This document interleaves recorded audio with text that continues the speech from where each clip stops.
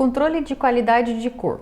Análise espectrofotométrica. Utilizaremos um equipamento e um software para fazer a leitura e interpretação desses dados.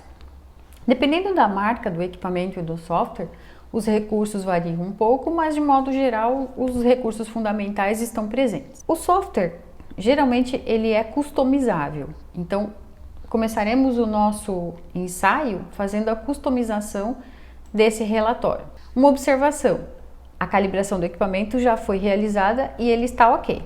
Para configurar, eu posso selecionar diferentes escalas, eu posso selecionar diferentes itens que eu queira saber. No caso, eu selecionei a diferença de cor CMC, que é a escala mais parecida com o olho humano, a diferença DE, que é uma diferença total de cor, bastante utilizada também, e o 555, que é uma forma de agrupamento de lotes, de uma forma de sortimento. Então, selecionados os itens que eu vou enxergar ali, os itens que eu quero de resultado, eu vou selecionar o iluminante. Eu não vou usar um segundo iluminante, vou usar só o D65, que é o nosso iluminante padrão. Também posso customizar outros dados dentro desse relatório. Esse software oferece algumas coisas como gráficos 3D, ou então um gráfico de reflectância, né? E ainda eu também posso configurar esse gráfico aqui. Se eu quiser o gráfico CMC, então eu vou fazer o gráfico elíptico, né? Ele vai me dar o gráfico elíptico aqui. Eu posso ainda fazer ele com rotações, né? Eu posso fazer ele com eixos fixos. Tenho várias opções aqui para eu trabalhar esse gráfico, tá? Então eu vou deixar ele no original mesmo, no retangular, né? E no modo inicial. Bom, eu posso ter aqui também gráficos de reflectância e tem outros ainda que eu consigo acrescentar. Os mais importantes para a gente são esses, então estão selecionados aqui. Sempre na análise eu inicio pela leitura do padrão. Então, vou pegar o meu material, dobrar ele em 4 camadas, deixar ele sem dobra, bem lisinho, né? Posicionar ele aqui no equipamento com as colunas na vertical e vou fazer a minha leitura. Por que as colunas na vertical? Porque eu vou fazer uma única leitura, então eu quero saber em que posição ele vai estar para depois eu colocar as minhas amostras na mesma posição. Eu vou colocar aqui padrão, vou nomear ele e vou salvar. O melhor é fazer a leitura em várias posições, faça uma média e grava-se esse valor. E o mesmo faço com as amostras, mas na demonstração eu vou fazer a leitura simples. Então, uma vez que eu fiz a leitura do meu padrão, eu faço as leituras das amostras. Essa aqui é a amostra que tinha ficado muito próxima na análise da cabine de luz. Então, também vou dobrá-la em 4 pedaços, 4 camadas. Vou posicionar aqui no meu aparelho e vou então no botãozinho da leitura de amostra e vou acionar esse botãozinho. O equipamento vai fazer a leitura e vai jogar os dados aqui para eu poder interpretar. Eu deixo essa amostra associada àquele padrão, então eu vou ver a diferença dessa amostra em relação ao padrão que eu fiz a leitura anteriormente. O meu valor de leitura foi muito bom, ele deu um valor de 0,21, sendo que o perceptível para pessoas treinadas é normalmente acima de 0,5 e para as pessoas não treinadas acima de 1. Então, um valor super bom.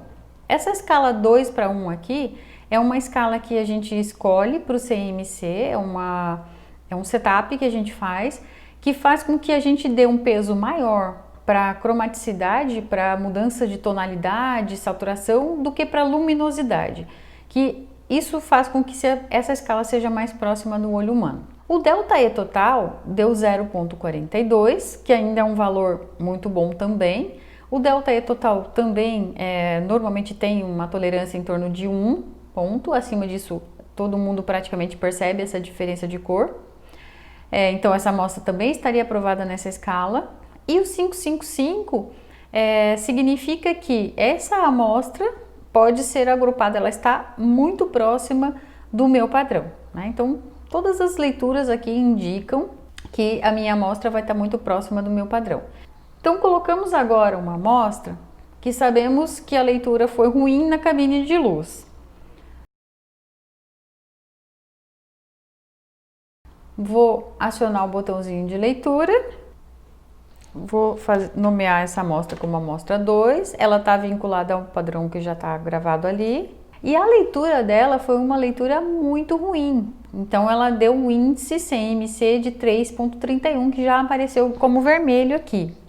Esse ΔE também podemos configurar ele para que essa diferença tenha um número de referência aqui, né, de tolerância, e aí a gente já vê que ficou vermelho aqui e não é aprovado.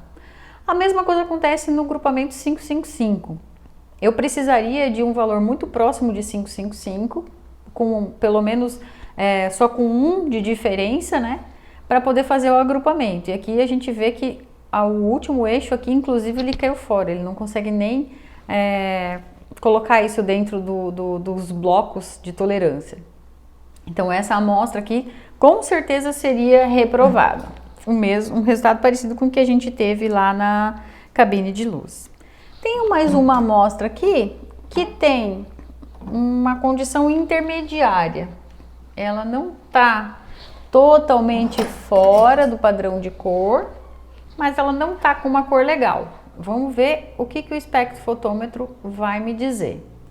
O espectrofotômetro também não utilizaria, não aprovaria essa cor ali. Ele está me dizendo que essa cor está com um ΔE de 1,8, então acima da tolerância que eu estabeleci. E no ΔE total, ele tem, como ele está com um dos componentes muito fora da cor, ele acaba dando um valor bastante fora, até mais do que a gente consegue enxergar. E aí, na classificação 555, esse eixo do meio, o 5 do meio aqui também, ele deve estar muito fora e aí a gente não consegue nem classificá-lo. Então, essa amostra aqui, com certeza, seria reprovada.